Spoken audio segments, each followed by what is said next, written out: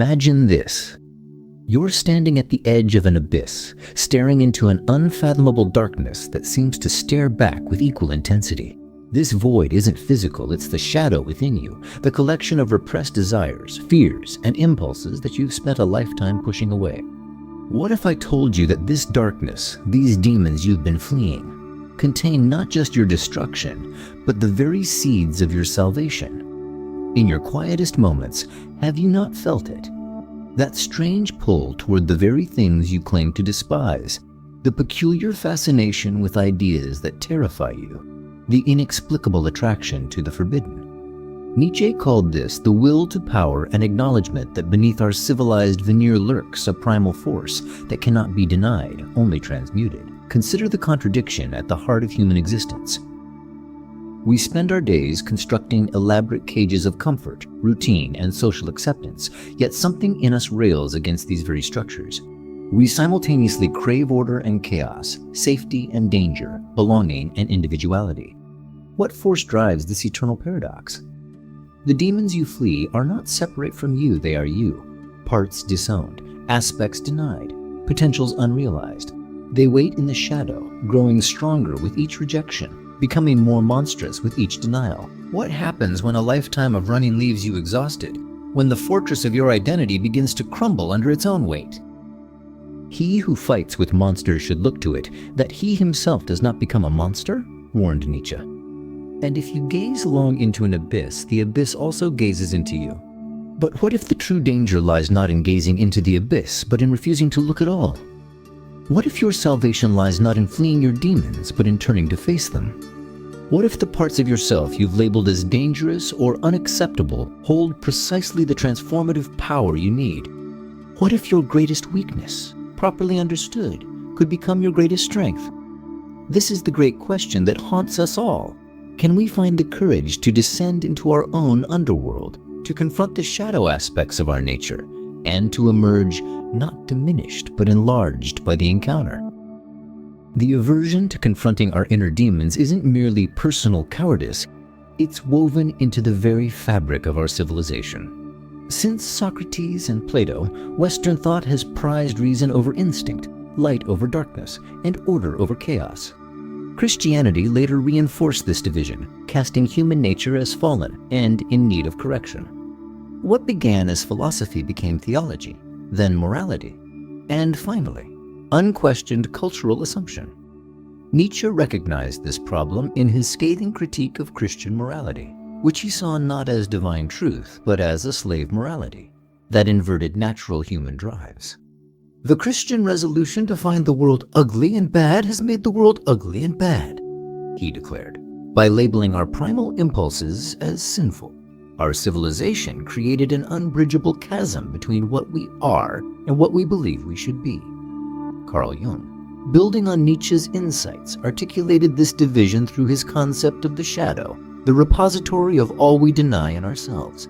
Everyone carries a shadow, Jung wrote, and the less it is embodied in the individual's conscious life, the blacker and denser it is. The shadow doesn't vanish when disowned, it grows more powerful, more autonomous, more dangerous. Consider how thoroughly this split permeates your existence. You've been taught to value productivity over play, rationality over emotion, selflessness over self-interest.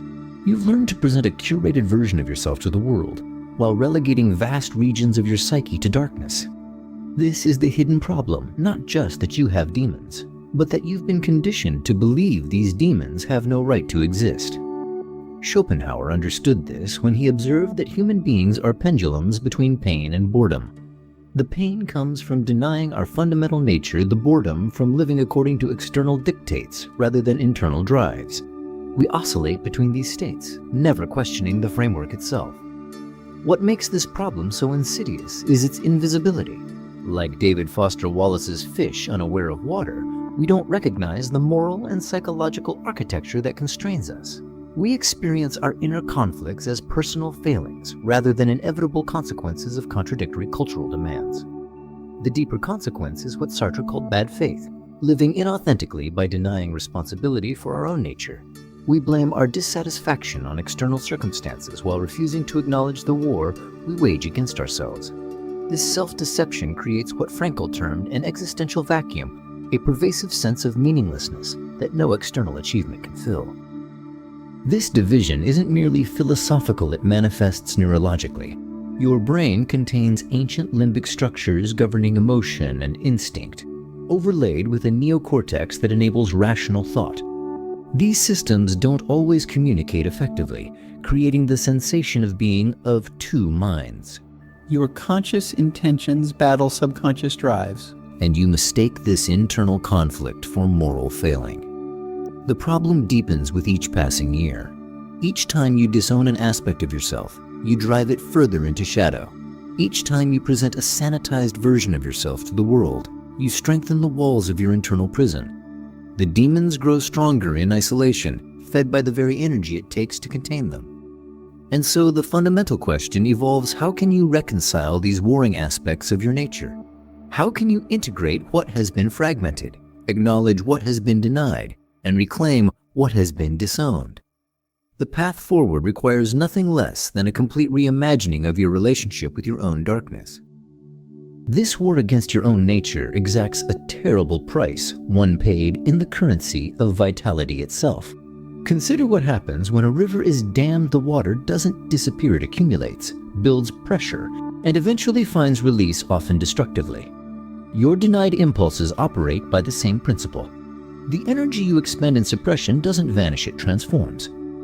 First comes fragmentation, the splintering of your psyche into acceptable and unacceptable parts. You become what Nietzsche called human, all too human, a domesticated creature playing it safe, following rules you never questioned, living according to values you inherited rather than created. You perform your social role convincingly while something essential within you withers. This internal division manifests as what psychologists call cognitive dissonance, the discomfort that arises when your actions contradict your true nature. Then comes projection, the unconscious attribution of your disowned qualities onto others. You find yourself inexplicably triggered by certain personalities, repulsed by behaviors that mirror your own repressed desires.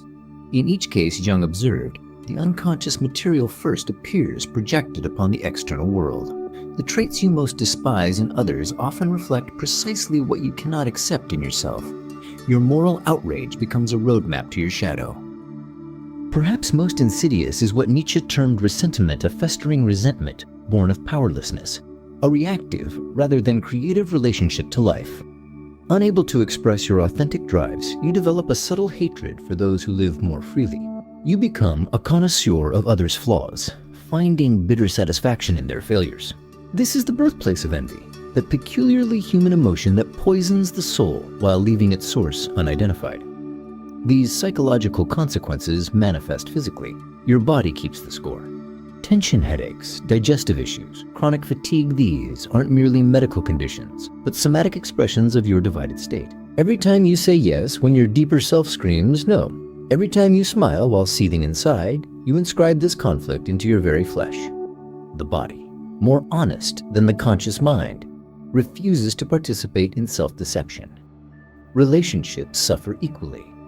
How can you connect authentically with others when you're disconnected from yourself? You present a carefully curated self. They respond to this performance, and the relationship develops between two masks rather than two beings. Intimacy becomes impossible.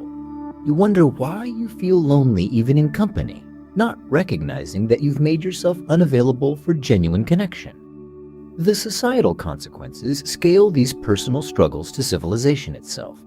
Collectively denied shadows don't dissolve, they emerge in distorted, often destructive forms. Mass movements, witch hunts, moral panics. These are the external manifestations of our collective inability to integrate our shadow aspects. A society that cannot acknowledge its darker impulses will find them expressed through scapegoating and demonization. Even your creative potential suffers.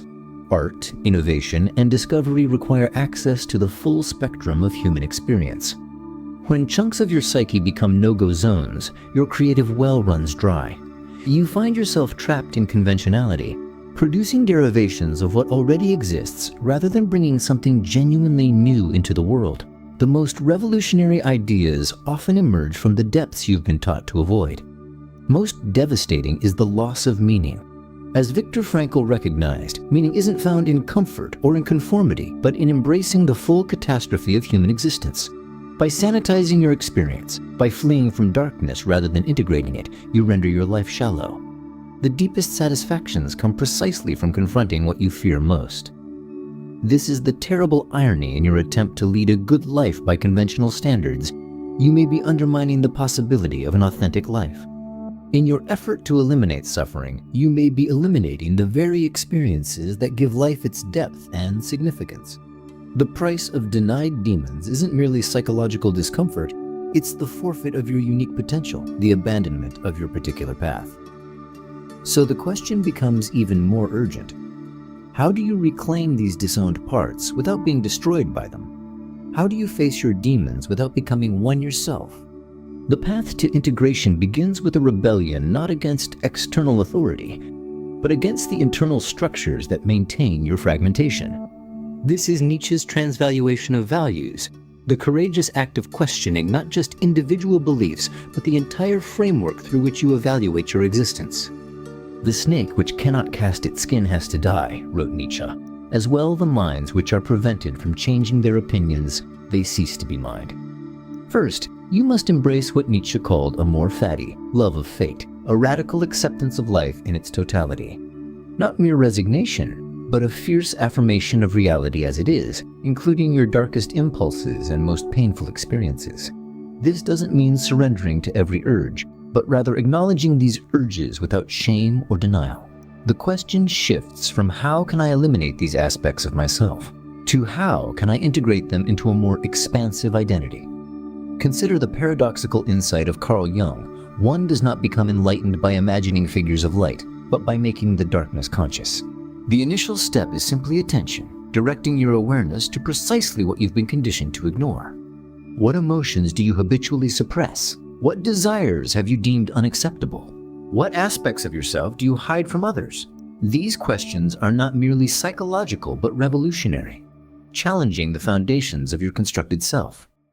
This integration requires a fundamentally different relationship with fear. Fear has been your guide, warning you away from the edges of your conditioned identity. Now it becomes your compass, pointing exactly where growth awaits. When you feel that visceral resistance to a thought or emotion, that's not a warning to retreat, but an invitation to explore. The boundary of fear marks the frontier of potential expansion. Contrast this with the conventional approach of self-improvement, which often reinforces rather than resolves fragmentation. When you strive to overcome aspects of yourself or to be better, you're frequently operating within the same framework that created your division. True integration isn't about becoming a better person by external standards, but about becoming a whole person by your own standards. History offers examples of individuals who embodied this integration. Consider Theodore Roosevelt, who transformed his physical frailty not by denying it, but by engaging it directly, building what he called the strenuous life. Or Frida Kahlo, who incorporated her physical suffering into art that revealed rather than concealed her pain. These weren't acts of transcendence, but of incorporation, making conscious use of what might have remained unconscious burden. The practical path involves several counterintuitive moves. Instead of fighting unwanted thoughts, practice witnessing them without judgment. Instead of repressing difficult emotions, develop the capacity to hold them with awareness. Instead of fleeing from your shadow, engage it in dialogue. These practices come from both ancient wisdom traditions and modern psychology, from Buddhist mindfulness to Jungian active imagination. Creativity becomes essential in this process. The artistic impulse, broadly understood as the drive to transform experience into expression, provides a channel for integrating shadow material. Whether through writing, music, visual art, or simply imaginative engagement with your own narrative, creativity allows you to work with rather than against your demons. As Nietzsche wrote, one must still have chaos in oneself to be able to give birth to a dancing star. This integration also requires community, not for validation, but for witness. Isolation reinforces shame, connection dissolves it. Find those who can hold space for your wholeness without judgment, who understand that growth involves integration rather than elimination of the shadow. The right company doesn't demand your perfection, but supports your authenticity. Perhaps most radical is the recognition that your demons may contain not just your problems, but your gifts. The very qualities you've been taught to reject, your anger, your desire, your ambition, your wildness, may hold the seed of your unique contribution. As Jung observed, in all chaos there is a cosmos, in all disorder a secret order. Your particular combination of light and shadow creates possibilities available to no one else. This isn't a one-time transformation but an ongoing practice. What Nietzsche might call the eternal return, the willingness to affirm your life so completely that you would choose to live it again and again, unchanged. This affirmation isn't possible when large portions of your experience remain rejected or denied. Only when you've faced and integrated your demons can you say yes to life in its terrible, beautiful entirety. The question now becomes what final insight might complete this journey? What ultimate truth awaits those who have the courage to rebel against their own fragmentation? Here we arrive at the precipice of Nietzsche's most profound insight, the revelation that awaits those brave enough to complete the journey of integration. There are no demons. There is no shadow. There is only life force, expressing itself through infinite variations. What you've been calling your demons are nothing more than vital energy that has been mislabeled, misunderstood, and misapplied. Your rage is power-seeking expression. Your lust is creativity-seeking channel. Your fear is wisdom-seeking attention. These aren't aberrations to be corrected or flaws to be overcome. They are the raw materials of your authenticity, the building blocks of your unique expression. This is what Nietzsche meant by beyond good and evil, not an abandonment of ethics, but a transcendence of simplistic moral categories that fragment rather than integrate.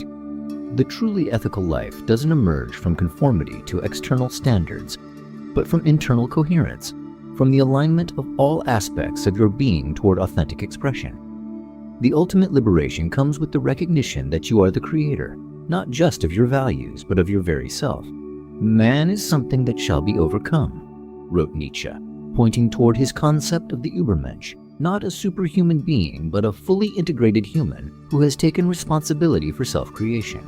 This is the essence of his declaration that God is dead, not merely a theological statement, but an existential one. The external authority that once governed your relationship with yourself has dissolved, leaving you both terrifyingly and exhilaratingly free.